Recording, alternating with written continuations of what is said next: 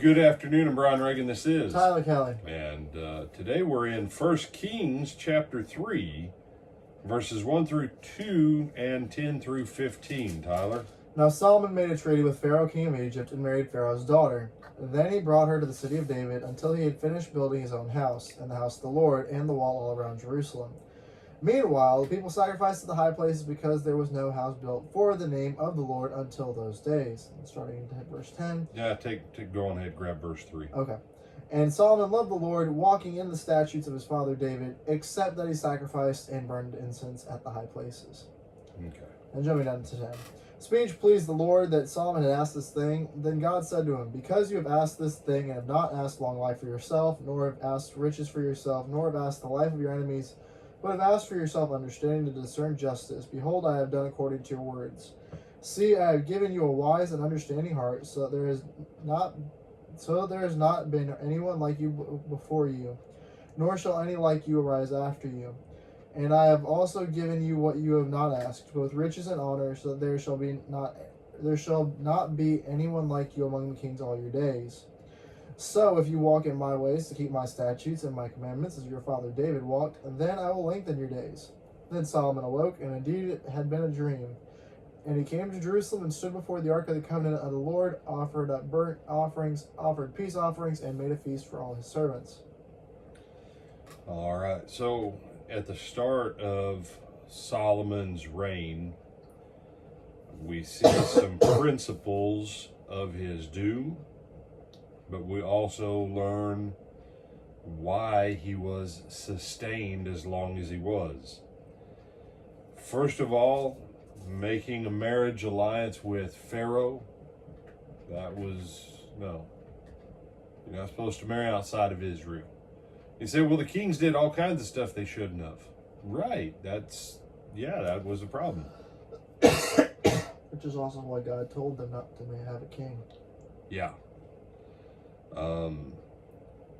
He pulls in the Egyptians.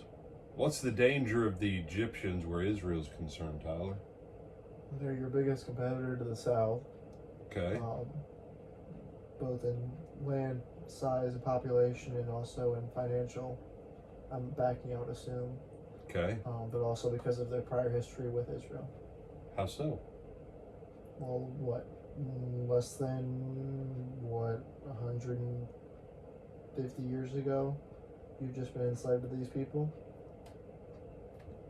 5? About 500 years have passed from Moses to David. Okay. Okay, yeah. And so, what Tyler says isn't wrong.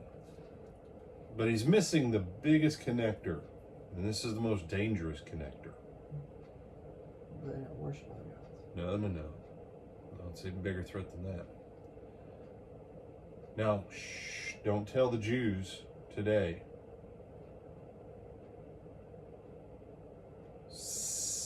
18% of the nation of Israel was Egyptian. No, brother, that's wrong. No. If I say it in a tone like this, and I tell you that the Egyptians and the Hebrews were a unified people, will that make it any better? There was a guy, his name was Joseph. He had a wife, and she was the daughter of the high priest of On. And they had 2 boys, Ephraim and Manasseh. Ephraim is the power tribe of the north, like Judah is the power tribe of the south. Going back to Egypt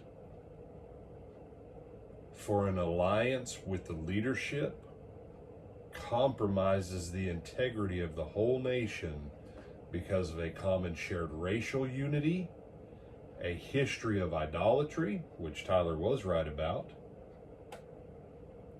and it sets in motion for economics, military, and all of that to start to confuse everything. And so With Solomon's prayer, though, he asks for wisdom on how to run the country. Now, here's where Solomon is super smart. You say, no, he was wise. No, he was smart. His dad taught him smarts, apparently. Because if you know how to run the country, you know what else you get? The wealth, the fame, the power, the. If you know how to manage everything and can make everything a success in how it does, people will flood you with everything. They will give you control of all of it. And the first test that we have of Solomon's wisdom is right here in this 3rd chapter. The 2 mothers. And you feel free to read it, but I want to hit this real quick. 2 mothers. Baby swapped, One baby dies, another one swaps, another one says, hey, you stole my baby. No, your baby's a dead baby. Solomon says, cut the kid in half. One mother says, fine, that's good with me. The other mother says, no, let her keep it. Solomon says, that's its mother. Duh. Now in America today, I don't know that you could do this test in a lot of places. Because everybody'd be like, yay, let's kill all the babies we can. Because it's institutionalized here. There's a natural affection mothers should have for their children. But in a corrupt society, guess what? The murder of children to settle economic and social disputes. That's how I know in our country we have very little wisdom in our leadership. So, some other thoughts on this, my brother? Yes, sir. All right. Tell them good afternoon and we'll see them tonight. Have a good rest of your afternoon. We'll see you this evening at 8 o'clock.